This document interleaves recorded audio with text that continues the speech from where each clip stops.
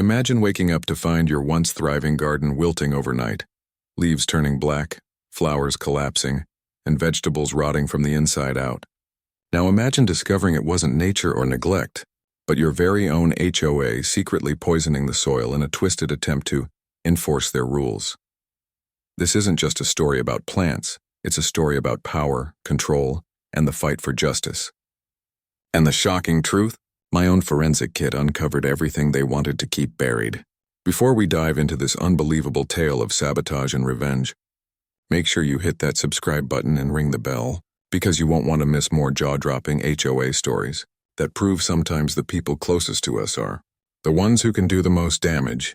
The story began in the quiet suburb where I had lived for years, cultivating a small but beloved garden behind my home. The garden wasn't extravagant, but it was my pride. Rows of tomatoes, herbs, colorful flowers, and a patch of wild sunflowers my late grandmother once loved. It wasn't just greenery. It was a piece of my history, a sanctuary where I spent evenings unwinding after long days. For years, neighbors had praised the garden, even plucking fresh basil or marigold petals to use for cooking or decoration. But while most neighbors appreciated it, the HOA had long eyed my little oasis with thinly veiled disapproval. They claimed it didn't conform to the uniform aesthetic of the community, where perfectly trimmed lawns were mandatory and individuality was frowned upon. At first, their complaints came in the form of letters, warnings taped to my door citing obscure clauses about landscaping uniformity. I resisted, politely but firmly. After all, the garden didn't block anyone's view, didn't damage property values, and didn't interfere with anyone's life. But resistance in an HOA-run neighborhood has consequences. Soon whispers began that I was ignoring the rules and bringing disorder. I thought it was nothing more than gossip. Until one morning I walked out to find disaster. The once green leaves of my tomato plants had turned a sickly yellow, shriveled and blackened at the edges. Flowers collapsed, their stems soft and rotting as if something had drained the life from them overnight. Even the soil smelled acrid, wrong somehow. Panic set in as I kneeled, trying to water, to prune, to salvage what I could. But as days passed, the destruction spread like wildfire. Plants that had thrived for months, even years, were now beyond saving. My sanctuary had been murdered, systematically and with precision. It didn't feel like nature, it felt deliberate. At first I doubted myself. Maybe it was a disease, maybe pests, maybe a rare fungus that had swept through. But the pattern was too controlled, too targeted. The sunflowers, the roses, the vegetables all showed the same signs of poisoning. That's when suspicion took root. Someone wanted my garden gone. And who had the motive? The HOA, who had been itching to erase it under the guise of rules. Rage built inside me, but rage alone wouldn't prove anything. I needed evidence. That's when I remembered the forensic kit I had kept since my college days in environmental science. It wasn't professional grade, but it was enough. Soil testing strips, pH analyzers, chemical swabs. If something toxic had been introduced, I could trace it. That night, under the beam of a flashlight, I collected soil samples from different parts of the garden, some from near the tomatoes, others from the roses, and a few untouched areas to compare. I bagged and labeled each one meticulously. I worked until my hands ached, treating the backyard like a crime scene. What I discovered sent chills down my spine. The soil near the destroyed plants showed traces of a herbicidal compound, one not commonly used for gardening, but instead, a harsh industrial-grade mixture designed to wipe out weeds permanently. This wasn't something a careless neighbor would casually spill. This was intentional sabotage. Someone had walked into my backyard and poisoned the soil. My fury sharpened into resolve.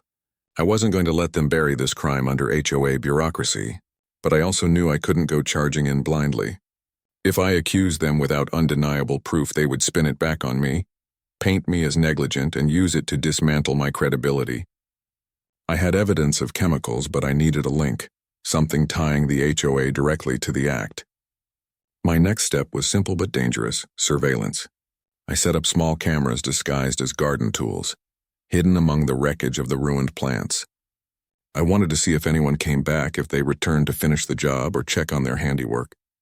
And in the early hours of a damp morning, the cameras caught something that sealed the first crack in their armor. A figure moving cautiously across my yard. Wearing gloves and carrying a sprayer canister, they sprayed deliberately at the soil, then disappeared into the night. When I enhanced the footage, the logo on the canister became visible. It wasn't from a random gardening store. It was marked with the HOA's landscaping contractor's insignia. They weren't even subtle. The connection was undeniable now. The HOA had orchestrated the destruction under the guise of landscaping enforcement. But what they didn't know was that their secret had been captured and chemically verified. My garden wasn't just a victim, it was now evidence. The question became, how would I use it? Taking them to court would be costly and slow, and in the meantime they could retaliate. Public exposure, however, could be swift and devastating. I knew this battle had only begun, but one thing was certain. The HOA had just underestimated the wrong homeowner. And with every wilted leaf in my yard, I was ready to fight fire with forensic truth. The days following the discovery blurred into a haze of anger and planning. I studied the footage again and again, committing the figure's movements to memory. It was clear this wasn't an isolated act. They had likely returned multiple times, dosing the soil in increments to ensure total destruction without immediate suspicion. The poison had been creeping in silently, killing not just plants but the years of love and dedication behind them. Each night I replayed the footage, my resolve hardened. The HOA had crossed a line so deep it could never be erased. This wasn't just about my garden anymore, it was about exposing the rot that hid behind their so-called rules. But as determined as I was, fear lingered too. HOAs were known for their resources, their ability to twist narratives, and their ruthless grip on communities. I wasn't naive. I knew they'd fight back viciously if cornered. That's why I didn't rush to reveal what I had. Instead, I built my case quietly, layering it with evidence so solid they couldn't wriggle free. More soil samples were tested, not just from my yard, but from nearby common areas. Some matched the chemical signature, proving it wasn't just confined to my property. They had been using the same toxic compound broadly under the pretense of weed control. But my garden had been targeted with higher doses, deliberate and malicious. I compiled everything. Lab results, video stills, timelines, and built a dossier that would hold in court or in the public eye. Yet deep down I knew I needed more than cold data. People responded to stories, to human impact, not just charts and chemical breakdowns. So I began documenting the personal toll, photos of the vibrant garden before, juxtaposed with the withered ruin after, the bees and butterflies that no longer visited, the soil once teeming with life now barren. Every image told the story of a crime against nature, a community, and me. Word spread quietly among neighbors, many of whom had been quietly frustrated with the HOA's overreach but too fearful to speak up. My case became a rallying point, whispers growing into solidarity. But solidarity wasn't enough, not yet. I needed to hit them where it hurt, their image. And that's when I decided to take the fight public.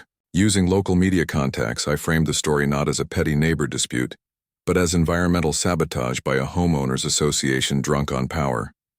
The pitch worked, and soon a local journalist agreed to visit, camera crew in tow. When the footage aired, it struck a chord.